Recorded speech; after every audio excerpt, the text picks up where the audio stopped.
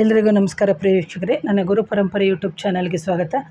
ಎಷ್ಟೋ ಬಾರಿ ಕೆಲವರಿಗೆ ಪ್ರತಿ ಬಾರಿ ದೃಷ್ಟಿದೋಷಗಳಾಗ್ತಾ ಇರುತ್ತೆ. ಅಂತಹ ಸಂದರ್ಭದಲ್ಲಿ ಆಲಮ್ ಅಂತ ಸಿಗುತ್ತೆ ಅಥವಾ ಪಟಾಕ ಅಂತ ಸಿಗುತ್ತೆ. ಅದನ್ನು ನೀವೇನು ಮಾಡಬೇಕು ಅಂದರೆ ತೊಗೊಂಡು ಬಂದು ನಿಮ್ಮ ಮನೆಯ ಮುಖ್ಯ ದ್ವಾರ ಏನಿದೆ ಆ ಮುಖ್ಯ ದ್ವಾರದಲ್ಲಿ ಕಟ್ಟೋದ್ರಿಂದ ಖಂಡಿತವಾಗ್ಲೂ ನಿಮಗೆ ದೃಷ್ಟಿದೋಷಗಳಾಗೋದು ಕಮ್ಮಿ ಆಗುತ್ತೆ. ಒಂದು. ಎರಡನೇದಾಗಿ, ಮಕ್ಕಳು ಯಾಕೋ ಸಿಡಿ ಅಂತ ಇದ್ದಾರೆ, ಮಕ್ಕಳಿಗೆ ವಿದ್ಯಾಭ್ಯಾಸಕ್ಕೆ ಕೊರತೆ ಆಗ್ತಾ ಇದೆ, ಹೇಳೋ ಮಾತು ಕೇಳ್ತಾ ಇಲ್ಲ ಅಂತ ಹೇಳಿದಂಥ ಸಮಯದಲ್ಲಿ ಇಷ್ಟು ದಪ್ಪದ ಒಂದು ಆಲಮ್ ತಂದು ಆ ಮಗುವಿನ ಟೇಬಲ್ ಮೇಲೆ ಒಂದು ಪೇಪರ್ ಗ್ಲಾಸಲ್ಲಿ ಖಂಡಿತವಾಗ್ಲೂ ಇಡ್ಬೋದು. ಇದು ಎರಡನೇದು.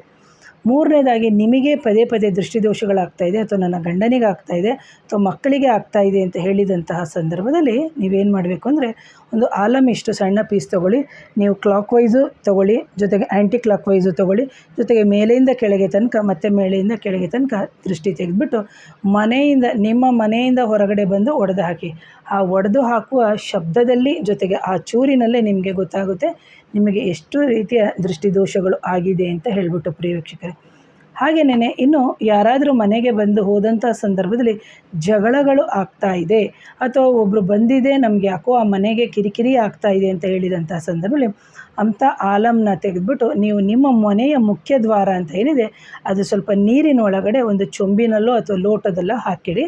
24 ಗಂಟೆ ಆದ ನಂತರ ನೀವು ಅದನ್ನೇನು ಮಾಡಬೇಕು, ಮನೆಯಿಂದ ಹೊರಗಡೆ ಚೆಲ್ಲಿ ಮತ್ತು ಇನ್ನೊಂದು ಹೊಸದಾಗಿರುವಂತಹ ನೀರನ್ನು ಹಾಕಿ ಮತ್ತು ಪಟಾಕವನ್ನು ಇಡೋದ್ರಿಂದ ಖಂಡಿತವಾಗಲೂ ಅಥವಾ ಆಲಮ್ಮನ್ನು ಇಡೋದ್ರಿಂದ ನಿಮ್ಮ ಮನೆಯಲ್ಲಿ ಅಥವಾ ನಿಮ್ಮ ದೇಹದಲ್ಲಿ ನಿಮ್ಮ ಮಕ್ಕಳಿಗೆ ಉಂಟಾಗುವಂತಹ ದೃಷ್ಟಿದೋಷಗಳು ನಿವಾರಣೆ ಆಗುತ್ತೆ ಅಂತ ಹೇಳ್ತೀನಿ. ಹಾಗೆಯೇ ಕೆಲವರಿಗೆ ನೀವು ನೋಡೋಕ್ಕೆ ತುಂಬ ಚೆನ್ನಾಗಿರ್ತಾರೆ ಗಂಡಸರು, ಪದೇ ಪದೇ ದೃಷ್ಟಿದೋಷಗಳು ಆಗ್ತಾ ಇರುತ್ತೆ.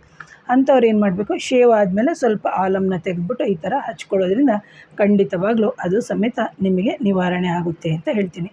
ಹಾಗೆ ಯಾರಾದರೂ ನನ್ನ ಚಾನಲ್ನ ಮೊದಲನೇ ಬಾರಿಗೆ ನೋಡ್ತಿದ್ರೆ ದಯವಿಟ್ಟು ಚಾನಲ್ನ ಸಬ್ಸ್ಕ್ರೈಬ್ ಮಾಡಿ, ಲೈಕ್ ಮಾಡಿ, ಶೇರ್ ಮಾಡಿ. ಹಾಗೆ ಯಾರಿಗಾದರೂ ಮಾಂತ್ರಿಕ ಬಾಧೆ, ನಕಾರಾತ್ಮಕ ಶಕ್ತಿಗಳ ಸಮಸ್ಯೆ ಇತ್ತು ಅಂತಂದರೆ ನನ್ನ ನೇರ ಭೇಟಿಗೆ ಅವಕಾಶ ಇರುತ್ತೆ. ನನ್ನ ವಾಟ್ಸಪ್ ನಂಬರ್ ಬಂದು 7019806595ಗೆ ವಾಟ್ಸಪ್ ಮುಖಾಂತರ ಸಂಪರ್ಕ ಮಾಡಿ ಅಂತ ಹೇಳ್ತಾ ಇವತ್ತಿನ ವಿಡಿಯೋನ ಮುಗಿಸ್ತೀನಿ. ಮತ್ತೊಮ್ಮೆ ಧನ್ಯವಾದಗಳು. ನಮಸ್ಕಾರ.